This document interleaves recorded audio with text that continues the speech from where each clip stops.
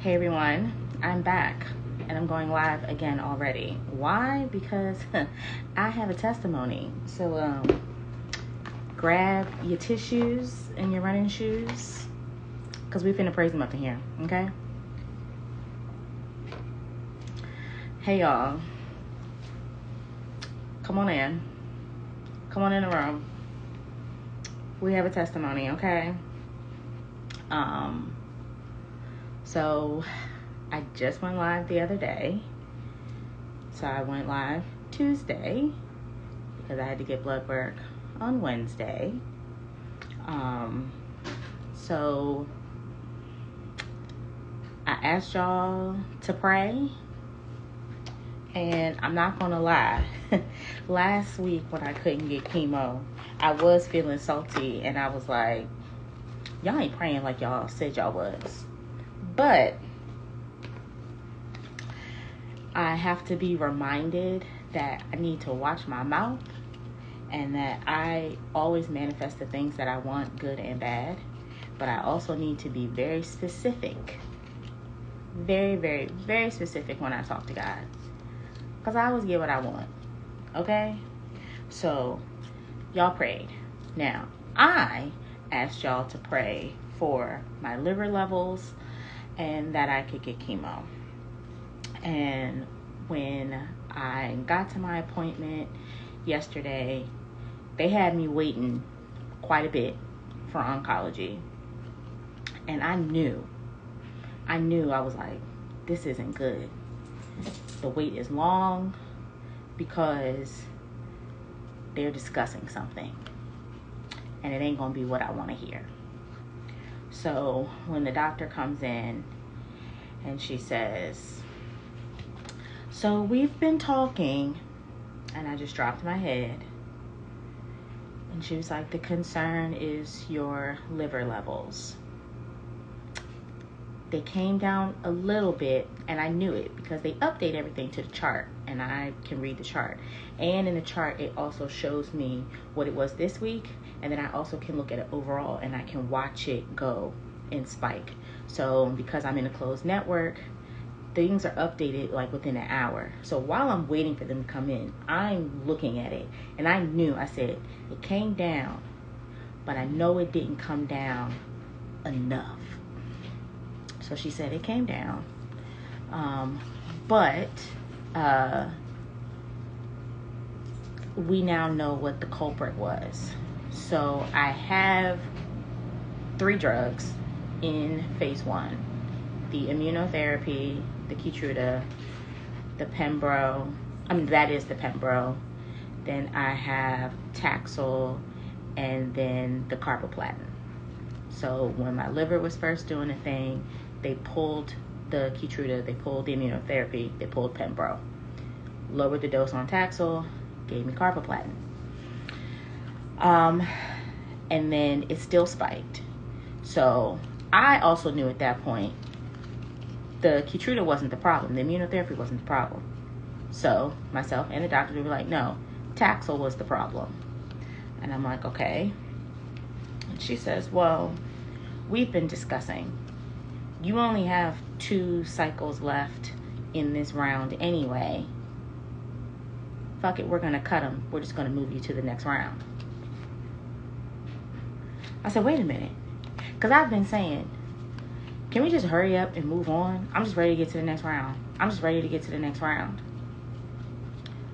They cut 11 and 12 from round 1.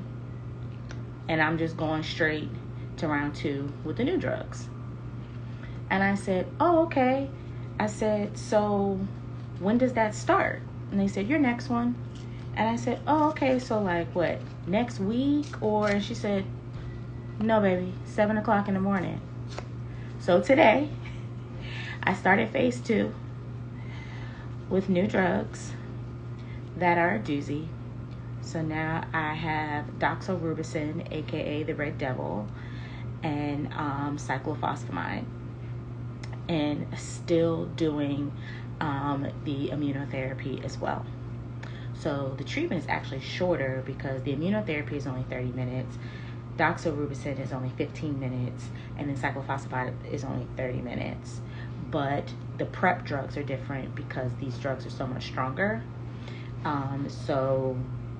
But because of that, I did have to cancel my flight home for tomorrow. I won't be able to travel, and I have to go back tomorrow to get a shot afterwards. So now now I'm also every other week, and there's only 4, which I did one today, so I literally only have 3 left. I have 3 left, and my new end date is Thursday, October 5th. So Thursday, October 5th is now the new tentative end date that I can ring the bell and be done. Shirley's people do it every time, every single time. But I was just so pressed to finish, and, hurry. And God said, oh, okay, I'll bump it up. But now you don't get no break. Thug it out. So my 10 days that I wanted at home are not going to happen. So listen, you got to be real specific on what you say to God. I said, hurry up. And he said, say less. So no break, push through. So now it's kind of like on watch, because the side effects are different this round.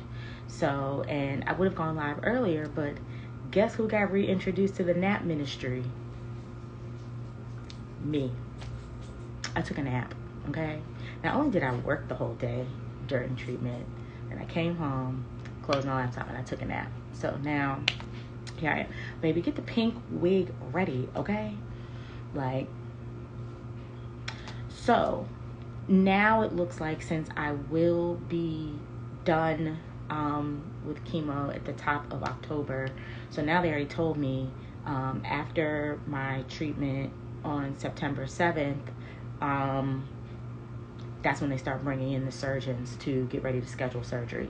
So I don't have a definitive date on when the surgery is, but from what I have read, they have to wait at least a month after chemo before they can do the surgery portion, and that is to clear the margins if there's anything left, and then address the lymph node in my armpit, and that's going to be a toss-up. It's like what they see once they're in there.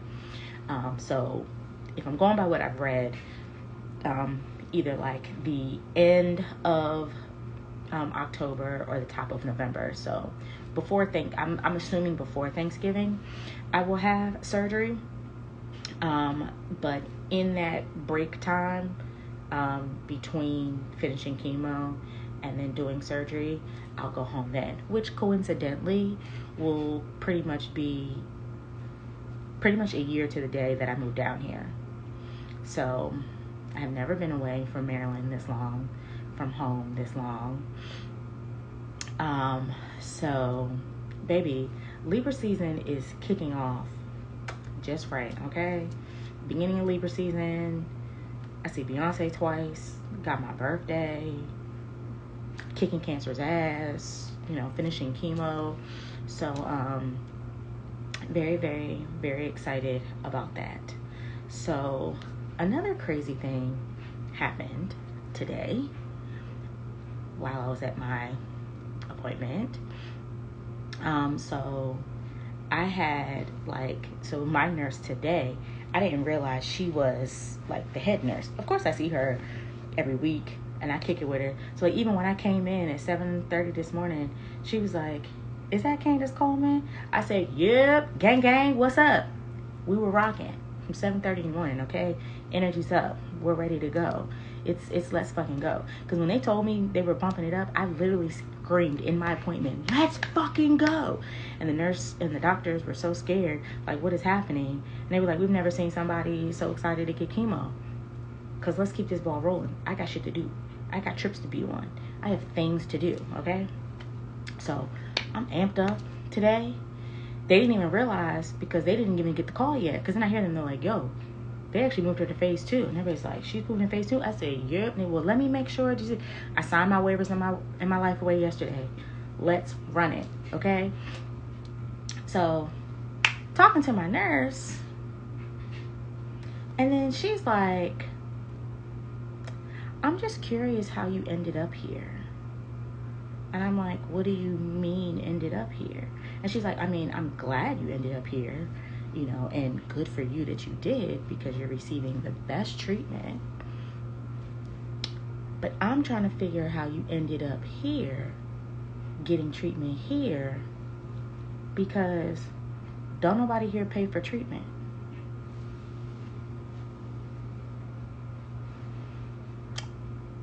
What do you mean? I said, what are you talking about? And she was like, girl, have you not looked around when you're here?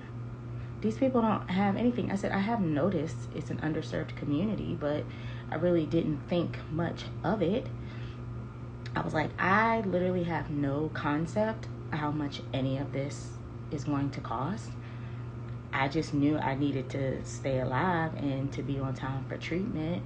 I was like, I don't know what anything costs. I just noticed once I got diagnosed, I didn't see no more bills coming to the house. She said, your immunotherapy alone is $30,000 each session. I said, come again? Your Keytruda is $30,000 each session. I had my 4th Keytruda infusion today. Sky Daddy don't be doing nothing but showing up and showing out for me. I said, what? What? I ain't seen a bill since I started chemo. And when I go to the pharmacy, I ain't spent more than $10. She said, no. She said, this is the center where people like who don't have insurance, who don't have all the things, this is where they come. And she's like, and I'm so glad that you're here, because, baby, he don't play about me. When I tell niggas I'm his favorite and he don't play about me, that nigga upstairs don't play about me. And I really was just like, what? I declared early in the journey that I was not going to stress about the financial part of it. In my mind, I was like, baby, I just know that I'm going to be alive at the end of this, and these niggas can get in line with Sally Mae and them. I didn't care. I was going to figure it out.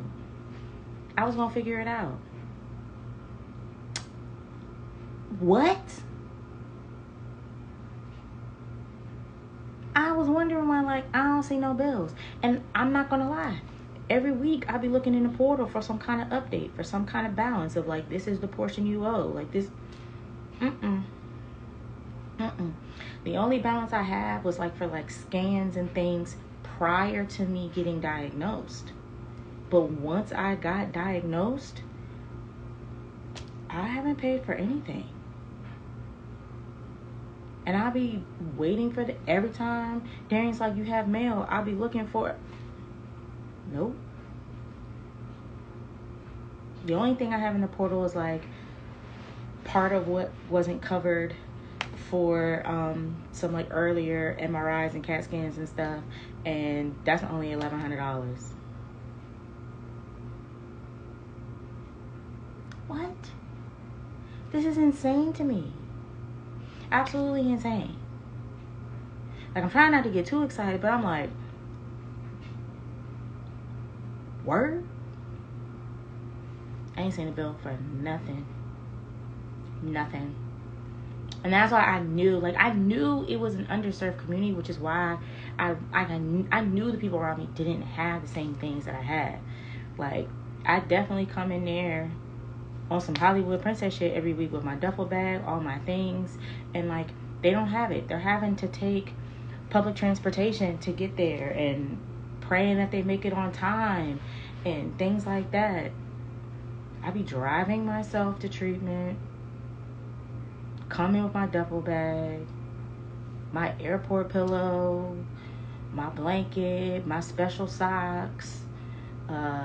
If I don't buy food, I have home cooked meals that I've made myself and ask them to put it in the microwave for me.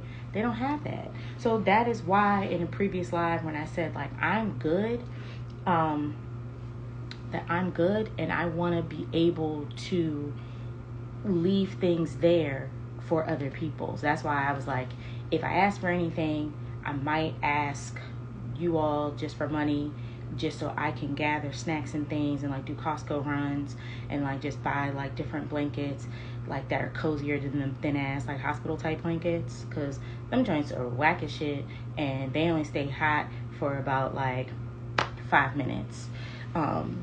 And some people are in there like hours, like half the day between just long treatments and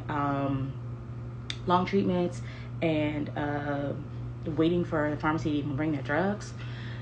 So that's why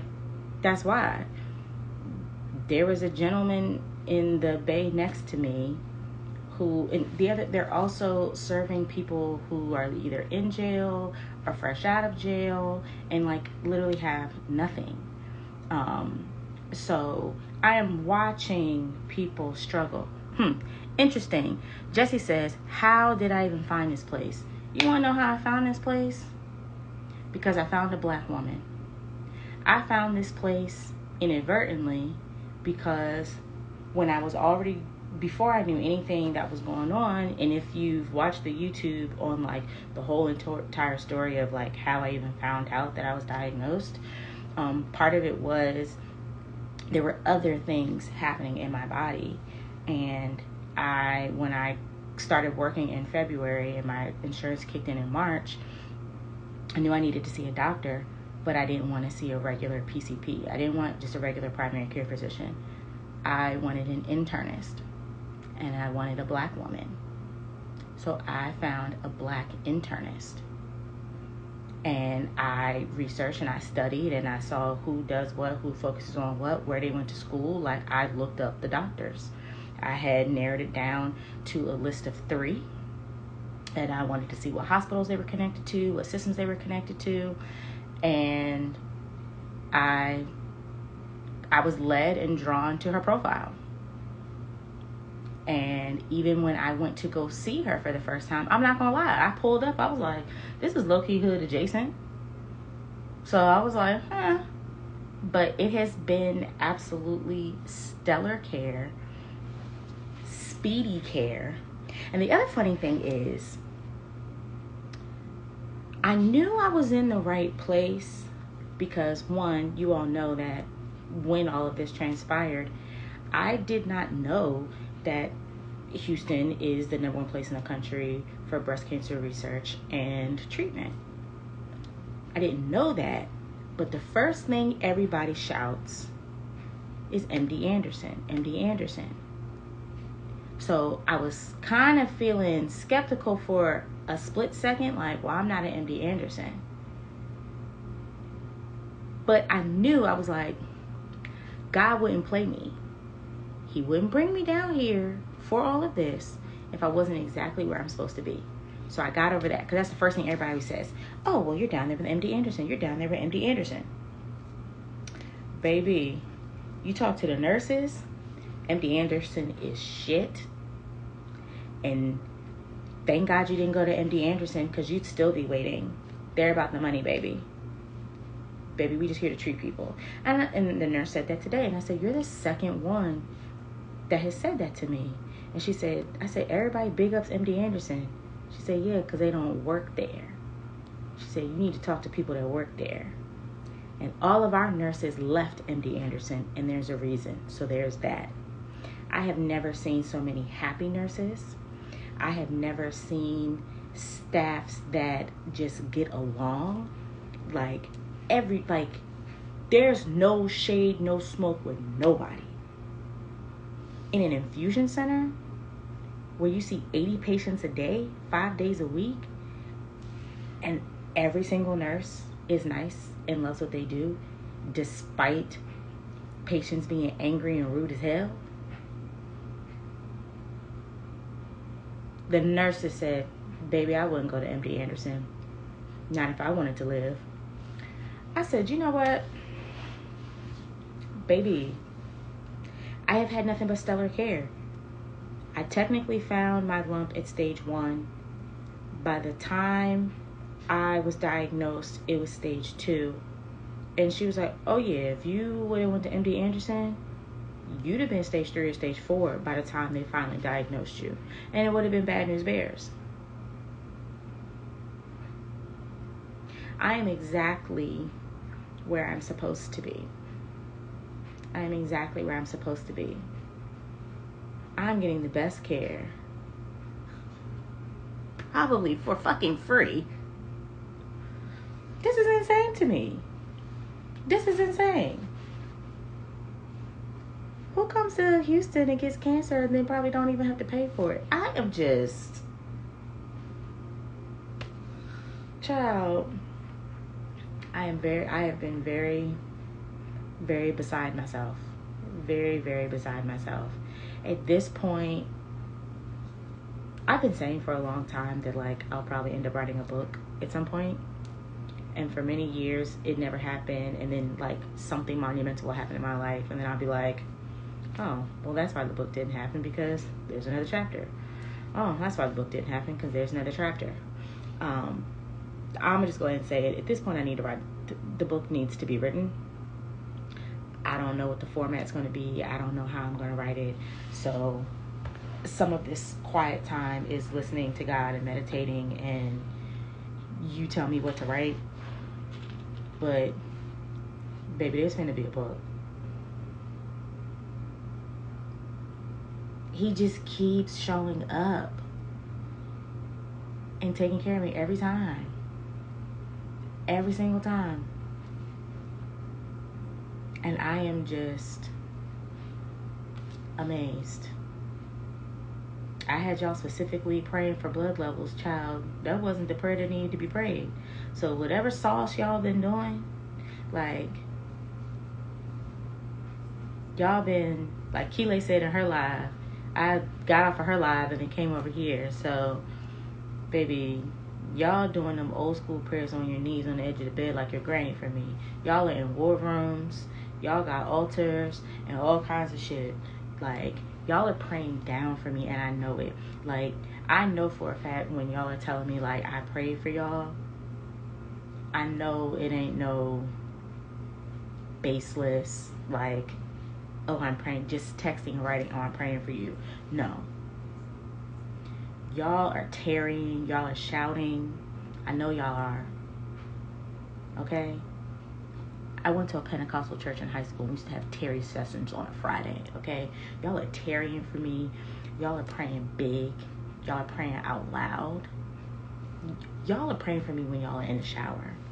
It's coming over y'all, and y'all are praying for me when you're in the car and you're driving somewhere. Just when I fall upon your mind. I know it because I feel it. I literally feel it. So, when y'all send me messages, I know sometimes I don't fully respond, and I'll go ahead and just like it with my little double pink heart. Please know I am reading everything. I don't always have the energy to respond, but I know for a fact that y'all are praying for me, and I am grateful. So even when y'all are still asking, is there anything you need? Is there anything you want to put on your registry or things like that?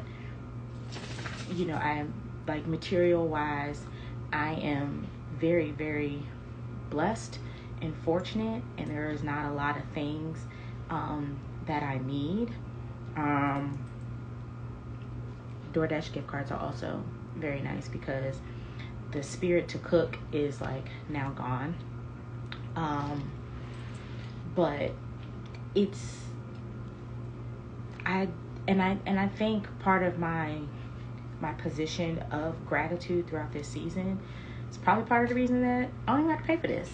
Like, I'm constantly just thinking, like, how can I help other people? You know, I'm like, how can I bring food to the center and, you know, do all these other things? Yeah. I myself am good. It's more just keeping my mental right. And, you know, it's just, child, God just be doing the things, okay? So it's like, okay, I've gained some weight, I lost some hair, you know, I'm away from family and friends, but I'm employed. I have a flexible job. Like, shit, I worked all day today. A fully remote job. I don't gotta turn my camera on. Baby, the check clears. I am, you know, I am still very much blessed throughout this season. And of course, you know, two things can be true at the same time. And, you know, that's why I'm trying to be as transparent as I can. Y'all have seen where I am frustrated, and it's like I don't want to fucking talk. Like, I am angry. You know, I do have moments where I do cry, where it is just frustrating, where, you know, physically your body is not doing what you think and believe and feel it should be capable of doing, or what it used to do. So that is a crazy feeling. So, and it's also just, Mikaela's in here, and Mikaela and I were talking about, you know, like in this season, like sometimes when I'm quiet, it's literally because it's imperative for me right now. As much as I am sharing and being transparent with you all in my own time and when it feels right, when he tells me to do it, I'm very quiet and focused because I know Remission Era in this next season of advocacy and things like that, I know that's going to be big for me, but I don't know exactly what it's going to be. And I need to lock in so I can really be a good steward, because trust me, any work that I'll be doing, it's for God. It ain't just for me. It's not for me.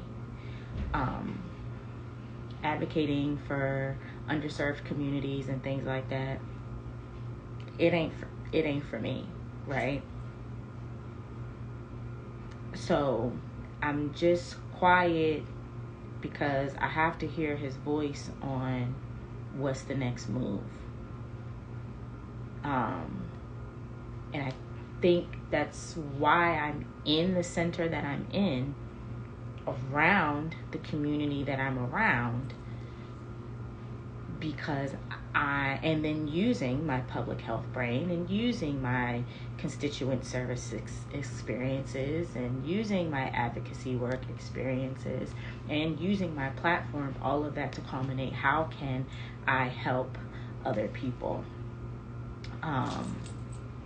Because I will always keep reiterating it. It's frustrating enough for me, and I don't have anything else to worry about. These people are... There was a gentleman in the bay next to me who is 60 years old. He just got out of jail for 60 days off of some dumb thing for like violating parole.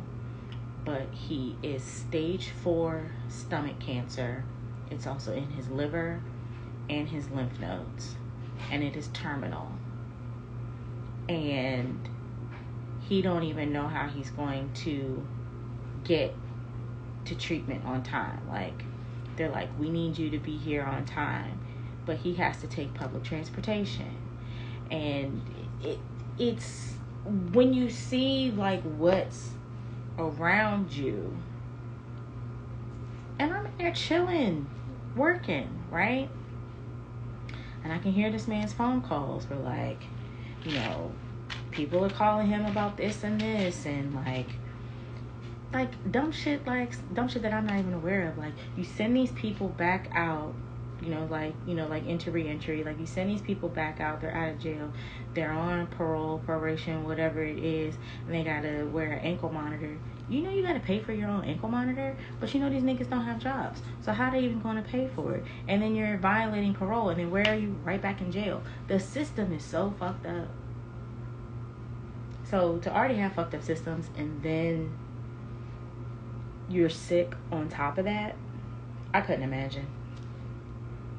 can't even imagine, like, the ones that come in there and they got to bring their kids, and their kids is in the waiting room. Them kids be in the waiting room tearing it up, okay? Kids, like, under the age of 6. I couldn't imagine this, and I had a child.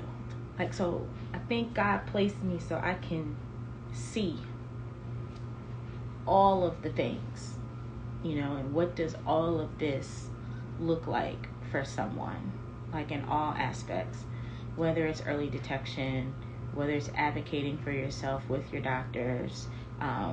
In that regard, I'm hearing horror stories. That was kind of a breeze for me because I was in the right place.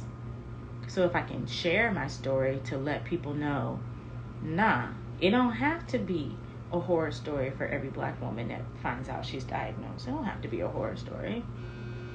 You know, I'm not saying it's any less scary, but I wasn't waiting months. Y'all gotta remember, mammogram, ultrasound, biopsy to diagnosis, 4 days. 4 days. Jesse says, I was actually going to ask you, how do you feel like this entire process has changed or is changing you? I'm never going to be the same person. It has completely changed me.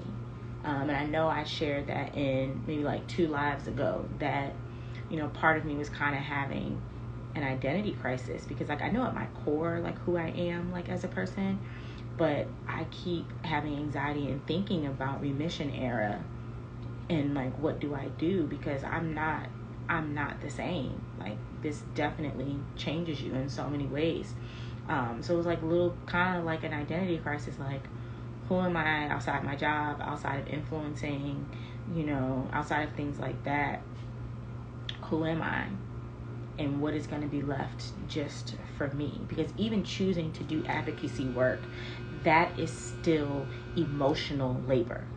And I'm very aware of that. So I'm trying to be cognizant and aware of, yes, I'm going to give, but I still need to have things and find things that are just for me. Just for me. But yeah, it's completely changed me. I will never, ever be the same. But in that regard, me seeing things, that's kind of who I am at my core, though. I'm the oldest only girl. I have very vivid memories even growing up of, I don't like bullies. I'm always fighting and rooting for the underdog. 9 times out of 10, if I got into a fight growing up, it was me stepping in and fighting for someone else.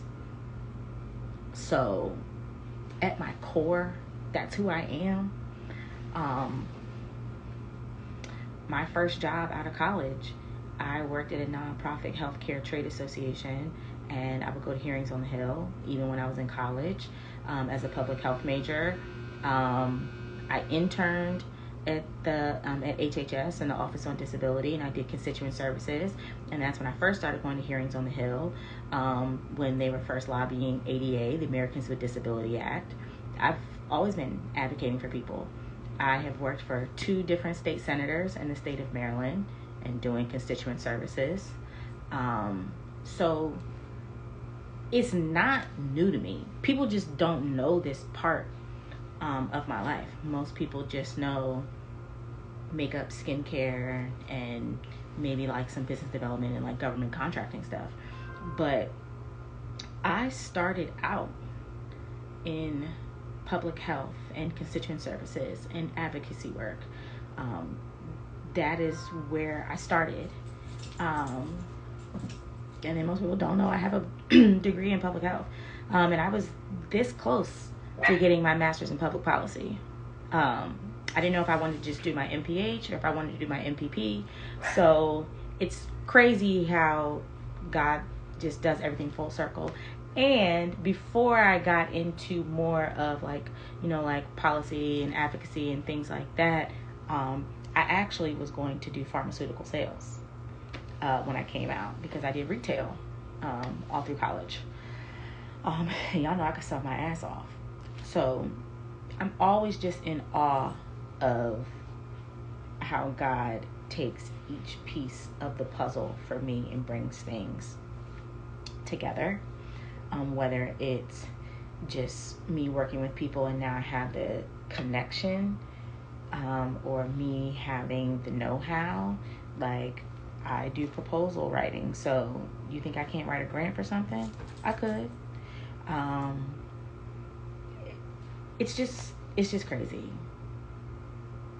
It's just crazy. I just really, God has been leaving me speechless. He's been leaving me very, very, very, very speechless. Hey, Devon. Oh, Devon. I didn't even want to Google it because I'm feeling very, very vain. I'm losing my eyelashes. And I was like, can I get my eyelashes done even though I have chemo? I'll just settle for strip lashes, but I've been wanting my lashes done like real bad. But yeah, God is mind-blowing.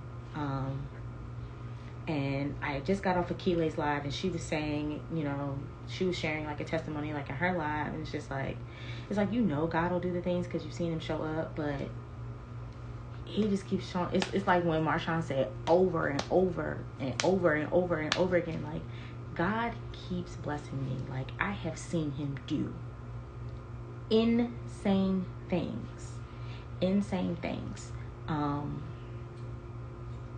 But when you are faithful and when you are patient and when you are obedient, child, trifecta, God's favor will just open right on up for you.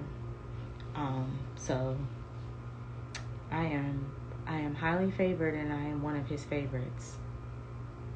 Like, listen, every time I think I ain't seen nothing yet, ooh, like every time I'm like, oh wow, he did his big one.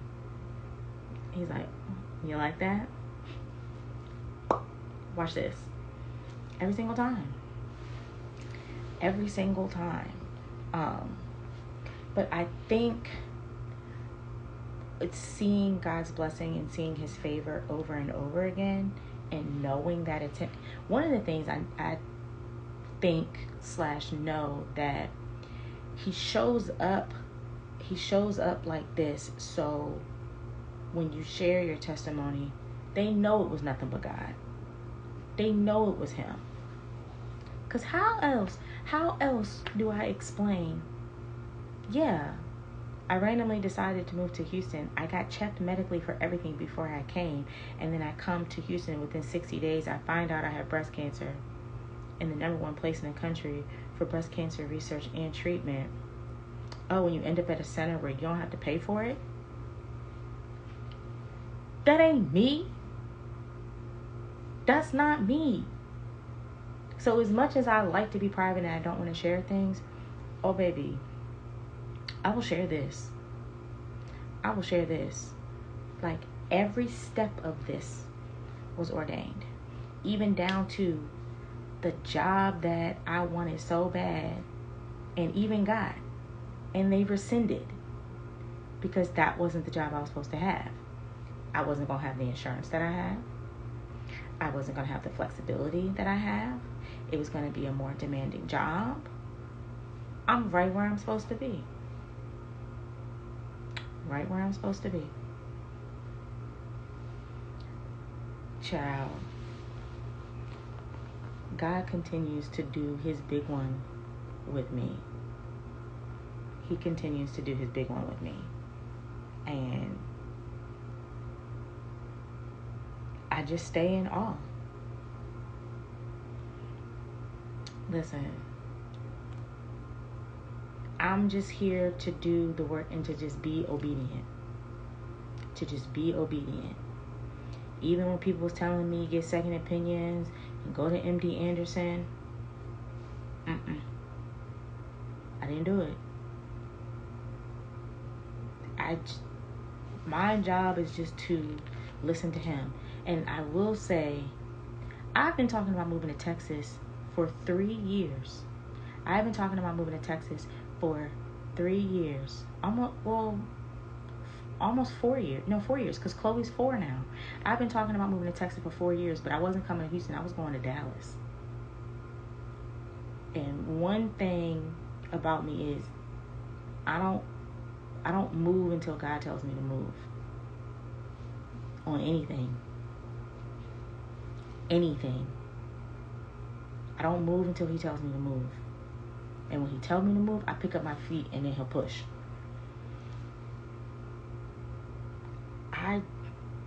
Listen, y'all who have been here, I have been talking about moving to Texas.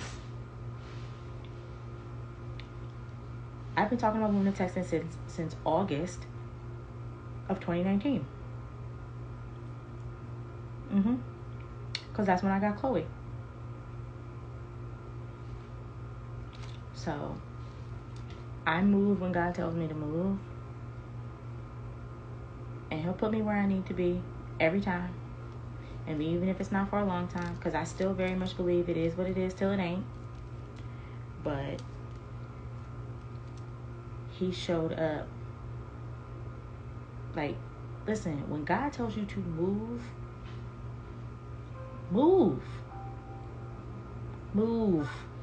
I don't care what it is. I don't care what it is. Even if it's as small as leave the house at this time. That's God's voice. You can call it whatever you want, but it's God's voice. And when you listen to it, like I remember when I did a discipleship program at my church. A program, it was 18-month program called Queen Esther. And we studied like all these women of the Bible and everything like that. Like, I was like in school, like learning about the Bible and stuff like that, which was wonderful to me because I did not grow up in the church. And y'all know how I like to learn. I'm like a stories girl, so I need things just like laid out, right? And damn, chemo brain that bad. Where was I going with this? But I did Queen Esther, and we learned all these like stories of the Bible. Oh my God. Okay, y'all are now experiencing chemo brain. I completely forgot what I was about to say.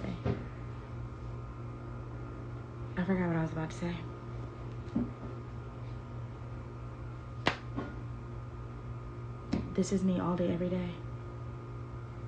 I just draw a blank. This is so sad. Imagine trying to work and like actually use your brain and remember things. This is so bad. What was I about to say? Oh my God.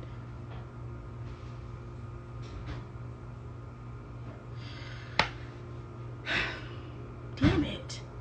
Yeah, but I don't know why I was bringing it up. I'm trying to remember why I was even bringing up Queen Esther. I still don't.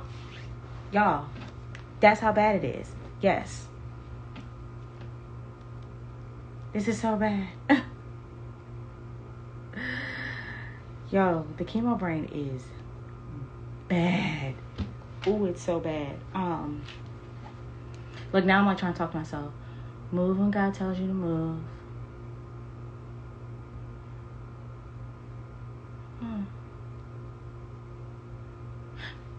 There it is. Okay. So, while in Queen Esther, because I did not grow up in the church and things like that, I felt a little nervous trying to ask questions sometimes because there was like a mix. And I felt like some of them were like really big Bible thumpers in there.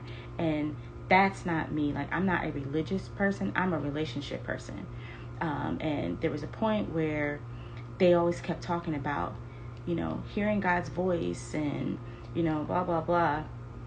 And one day I just finally asked, and I was like, I'm sorry, this might be a dumb question, but like, y'all talk about hearing his voice. What does it sound like? Like, is he like audibly talking to you? Like, I don't know what you're talking about.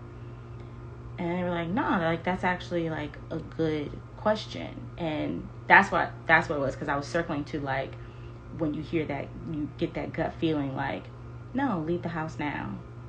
Don't do this. Like, that is God's voice. And the more you follow that, the louder it gets, and you'll start to feel a way when you don't follow it, when you don't listen to it. You'll have more unrest by not listening to the voice, or things will just fall apart. So you know it when you hear it, but when you realize it, like, you get comfortable in that. So even me learning to slow down, like, no, I'm not rushing in the morning. Like, that night I couldn't sleep and I only had 45 minutes to sleep, and I was supposed to be to chemo at 7:30 in the morning, and when I got up it was like 7 o'clock. Yeah, I'm not rushing. God told me don't rush. Relax. Take a long shower. Chill. When you get there, it'll be alright. The more you listen to it, the louder it gets, the more resounding the feeling, and like you feel it, and you just will continually move that way. And I started operating that way a long time ago. Like, even if I think about to do something and be like, I don't. So I don't move unless God tells me to move in all things. And when I move on my own and He ain't tell me to do it, shambles. Every time. Every time. Every single time. Absolute shambles. So if God ain't telling me to go, nope, I'm not doing it. I'm not doing it. So even me moving down here without a job and not knowing what I was going to do, God said move.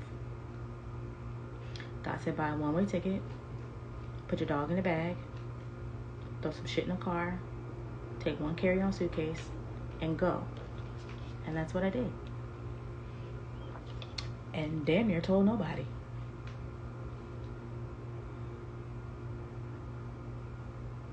My daddy didn't even know where I was until I got diagnosed. Just move. Catrice want to joke about my cup look like Ashton's kitty cup. Catrice bought me this. And I don't go nowhere without it. But yeah. One thing I'm going to do is, from experience, is just being obedient. And I will reiterate it always. It really is a trifecta. Like, it's an equilateral triangle, and you got to have 3 equal parts: faith, patience, and obedience. And I always put faith and patience at the bottom. Believe it can happen. Wait for it to happen. But that piece at the top that you have to have is the obedience. And it has to be an equilateral triangle, because you can't have unequal parts. It cannot be an isosceles triangle. Like, you can't, the angles, everything has to be equal. Because when it's not in alignment, God's not going to give you favor. That, to me, that's when favor, and people are like, oh, favor ain't fair. Yes, it is. Favor is fair. When you are faithful, when you are patient and obedient. Faithful. I believe He can do this because He's done this time and time again. Patient. I'm going to wait because it's going to be in His timing. But faith without works is dead. And part of the work is being obedient. And part of being obedient is being able to hear His voice. But you can't hear His voice if you don't talk to Him and you're not listening to Him. See what I'm saying? So obedience, that is what really unlocks it. That unlocks it. So when I feel like things are off, those are the little step backs that I do and check myself, like, all right, which piece am I missing? Because sometimes when I get frustrated, it's the faith part. Sometimes it's the faith part because now I'm frustrated. I'm doing what I'm supposed to be doing, and I've been waiting a long time. But there's something in my gut right now where I don't believe that it's really going to happen. And sometimes it's I'm doing what I'm supposed to be doing, and I know He's going to do it again. So I have the faith and I have the obedience. But now I'm pushing this timeline, and I want Him to do it not now, but right now. So sometimes I have to check that alignment of those three things. Like, which one am I off on right now? And which one do I need to shore up? Do I need to build up my obedience? Like, sometimes it's like, all right, I'm not doing my part. Go back to basics, pull out the devotional, like, do the things, right? So, Keeley, girl, I'm saving it live. You gonna have to go back and watch it. I knew you had therapy, but I was like, I gotta get this out. But yeah, like, a favor is fair when you're faithful, when you're patient, and you're obedient, but equal parts. And he will blow your mind. He will blow your mind. Okay? Every time. Well, Keeley, since your tissue is already here, I might just have to, Keeley, when we get off this, I might just have to FaceTime you, because you deserve this testimony 101. You deserve this testimony 101. So when I'm done with the live, we will chat, because yeah. But I'm just in awe. I really am just in awe of God's favor, but still grateful and aware that, like, yes, it's God's favor, but it's because, like, I know I'm doing what I'm supposed to be doing. I know I'm doing what I'm supposed to be doing. Because I was, like, me and Keeley was talking, I was like, look, I keep telling people, I know God loves all his children, but he really fucking loves me. He does not play about me, and he never has. And I think whenever I write the book, you will see that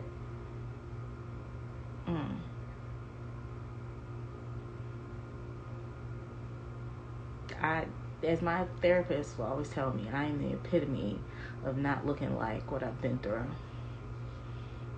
That's a fact. Listen, Jesse said it. When I post the replay and y'all watch it from the beginning, push your furniture back so you don't break nothing when you start to shout, okay? You're gonna break some things, all right? But yes, I am good. We have been bumped up to phase 2 of chemo. We have a new end date. I'm feeling good, but kind of just on watch for new symptoms and things. So I'm gonna wrap this up, because I think I need to, looking at the time, I think I probably need to eat again, and Catrice wants to call me. So I love you guys. The live will be up probably like in the next 5 minutes, and so Keeley, I'm gonna talk to Catrice on the phone first, and then I'm gonna hit you up. Okay, love you guys. Bye.